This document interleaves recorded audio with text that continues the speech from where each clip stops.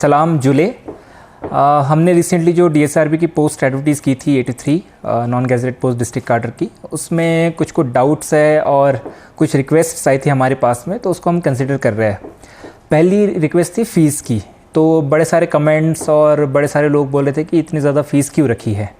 अब फ़ीस हमने रखी थी 500 for open merit and 400 for category students.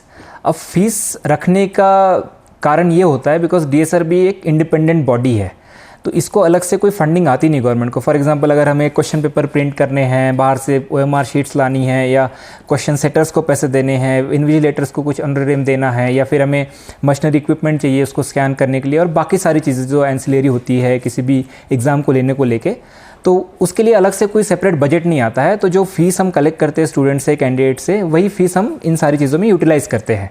अब हमने 400-500 इसलिए रखी थी बिकॉज लास्ट टाइम जो एडवर्टीजमेंट हुई थी डीएसआरबी करगिल की तरफ से, उसमें भी 400 की फ़ीस रखी गई थी। अब हमारे पास रिप्रेजेंटेशन और रिक्वेस्ट आई है बहुत सारे कैंडिडेट्स के कि हम अलग अलग एग्ज़ाम में अप्लाई करना चाहते हैं और ये फ़ीस हमारे लिए थोड़ी ज़्यादा है। हमें नहीं लग रहा था बिकॉज अगर आप independent fair free examination transparently conduct करवाना चाहते हो तो थोड़ा सा खर्चा आता है उसमें हमारे लिए। बट रिक्वेस्ट को देखते हुए कैंडिडेट्स की बहुत सारे एक्सपीरियंस, इवन कल हमारे पास कोई स्टूडेंट यूनियन के प्रेसिडेंट आए थे, उन्होंने भी रिक्वेस्ट की थी। सी साहब के पास में बड़े सारे रिप्रेजेंटेशंस आई है, उन्होंने भी रिक्वेस्ट की है। तो हम इस रिक्वेस्ट को कंसिडर कर रहे हैं और हम जो है हमने जो फ़ीस नोटिफाई की थी उसमें 50% रिडक्शन करे। तो जो ओपन मेरिट की 500 की फ़ीस थी वो हम 250 रुपये करेंगे, और जो हमारी कैटेगरी की 400 की फ़ीस हमने रखी थी वो हम 200 रुपये कर रहे हैं। बट होपफुली ये फ़ीस जो हम कलेक्ट कर रहे हैं वो ट्रांसपेरेंटली एग्ज़ाम लेने में हमें मदद करे, बिकॉज हम एक क्वेश्चन लेके चल रहे थे कि अगर कुछ बाद में हम अगर सीबीटी मोड पे करना है या और कुछ करना है तो हमारे पास थोड़ा सा चंक ऑफ बैलेंस रहना चाहिए। बट फिर भी स्टूडेंट की रिक्वेस्ट को देखते हुए, और चूँकि आने वाले समय में हम और भी पोस्ट एडवर्टीज़ करने वाले हैं, तो हो सकता है कैंडिडेट 2, 3, 4 पोस्ट एड्स करे, तो उसलिए हम उसको कंसिडर करते हुए ये फ़ीस स्टूडेंट के रिक्वेस्ट पे इसको रिडक्शन कर रहे हैं, 50% तक हम रिड्यूस करेंगे। दूसरा, बहुत सारे बच्चे बोले कि टाइमिंग ज़्यादा है। अब टाइमिंग आप लोग एसएससी की जो कंप्यूटर बेस्ड एग्ज़ाम है उसका पैटर्न को लेके आप चल रहे हो कि टाइमिंग 2 घंटे का ज़्यादा है, बिकॉज आप 1 घंटे पहले उसमें जाके बैठते हो, अपनी सारी डिटेल्स फिलअप करते हो, और वहाँ पे आपको राउंड भी नहीं करना ओएमआर शीट्स पे। अब चूंकि हमारे पास अभी सीबीटी बेस्ड एग्ज़ाम का इतना ज़्यादा इंफ्रास्ट्रक्चर बना नहीं है कि हम एक साथ ही ले ले, वो हम उसमें प्रोसेस में है, उसमें भी टेंडरिंग और बाकी एजेंसी अच्छी हायर करना सो दैट ट्रांसपेरेंसी मेंटेन हो, कुछ उसमें फ्रॉड ना हो, उसमें हम बैकग्राउंड प्रोसेस हमारा चल रहा है। बट तब तक हायर करने तक की जब तक टाइम है तब तक हमारी एग्ज़ाम ओएमआर शीट बेस्ड पे होगी। अब चूंकि ओएमआर बेस्ड एग्ज़ाम जब होती है तो उसमें कैंडिडेट्स को अपनी डिटेल भरनी होती है, सर्कल्स को राउंड करना होता है। तो आप देखते होंगे जो भी नेशनल लेवल पे बहुत सारी एग्ज़ाम्स होती है जो ओएमआर बेस्ड होती है उसमें टाइमिंग 2 घंटे का ही होता है। अब चूँकि कैंडिडेट्स रिक्वेस्ट कर रहे थे कि 1.5 घंटा करो या 1 घंटा करो, तो मुझे लगता नहीं ये फिजिबल होगा अभी के लिए, बिकॉज जो जेन्युइन कैंडिडेट है जिसने सच में अच्छे से पढ़ाई की है उसको चाहिए कि हम पूरा उसको वक्त दें, और 100 क्वेश्चंस के लिए 120 मिनट्स मुझे लगता है सफिशिएंट है, उसको कम करने की ज़रूरत नहीं होनी चाहिए। बट अगर आगे जाके कुछ इशू आता है तो फिर हम इसको एड्रेस करेंगे, बट अभी के लिए टाइमिंग 2 घंटे ही रहेगा, बिकॉज हम जो एग्ज़ाम है ओएमआर बेस्ड पे करेंगे। और इसमें बच्चों को शिकायत थी कॉपी का, फ्रॉड का, बट हमने स्ट्रिंजेंट कंडीशंस रखी हमारे एडवर्टीजमेंट में भी। अगर कोई कॉपी करते हुए कुछ भी करते हुए पाया जाता है तो हम उसको डिबार कर देंगे एग्जामिनेशन से, और अगर वो बात करता है तो उसको उसी टाइम एग्ज़ाम हॉल से बाहर कर दिया जाएगा। तो इसलिए कॉपी के भरोसे आप प्लीज़ मत बैठिए, जो पहले के ज़माने में होता था वो सारा भूल जाइए। आप खुद अपनी अच्छी से पढ़ाई कीजिए, और टाइमिंग सफिशिएंट है, आपका पेपर होता है तो आप लेके जा सकते हो, तो उसमें इतना इशू आएगा नहीं। तीसरा, रिजर्वेशन को लेके कुछ बच्चे शिकायत कर रहे थे कि एससी कैटेगरी की पोस्ट की एडवर्टीज़ की है।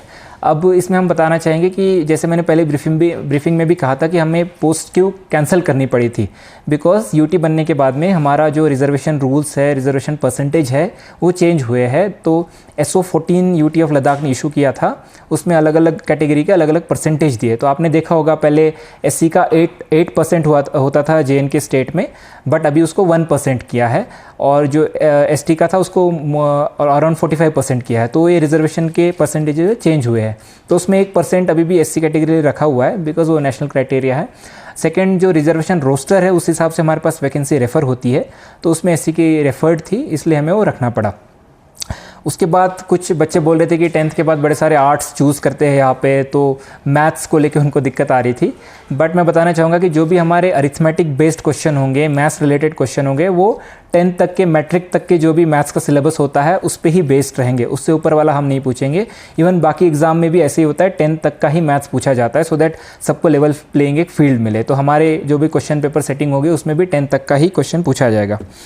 एक रिक्वेस्ट लोगों ने शायद सी साहब को की है, स्टूडेंट्स ने अलग अलग भेजा हुआ है कि हमने एक जगह लिखा था कि 10th प्लस 12 जो कैटेगरी है उसमें एक अंडरटेकिंग आपको लेनी है। अब बच्चों के मन में डाउट है कि सबको अंडरटेकिंग पहले ही लेनी है या बाद में लेनी है, तो एक क्लैरिफाई करना चाहूँगा कि जिन बच्चों का सिलेक्शन हो जाएगा उस पर्टिकुलर पोस्ट के लिए, जो +2 लेवल तक ही मैक्सिमम क्वालिफिकेशन है, सिर्फ सिलेक्टेड लोगों को ही अंडरटेकिंग। राकेश, चाय लो। क्या बात है, कुछ परेशान लग रहे हो? पता नहीं दीदी, बड़े दिनों से रोमित से बात नहीं हुई। एक काम करो, आज उसे घर पर इनवाइट कर लो, क्योंकि आज का खाना स्पेशल होने वाला है। ठीक है दीदी।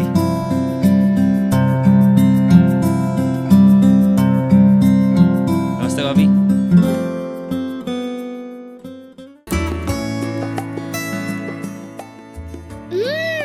खाना तो बहुत यम्मी बना है, मजा आ गया। बेटा, ये कमाल तो बुलबुल मस्टर्ड ऑयल का है। सही में दीदी, आज खाना तो बहुत ही स्वादिष्ट बना है। और दीदी, आज के बाद हर वीकेंड मैं यहाँ पे खाना खाने आ रहा हूँ। भैया, ये भी कोई कहने की बात है? You are most welcome. आज के बाद आपको भी इतना ही स्वादिष्ट खाना खाने को मिलेगा घर पे। वो कैसे? क्योंकि आज के बाद मैं भी घर पे बुलबुल मस्टर्ड ऑयल में ही खाना बनाऊंगी। रिश्ते खिलते हैं शुद्धता में, और बुलबुल ऑयल रिश्ते बनाता है अपनों से, क्योंकि शुद्धता ही हमारी पहचान है।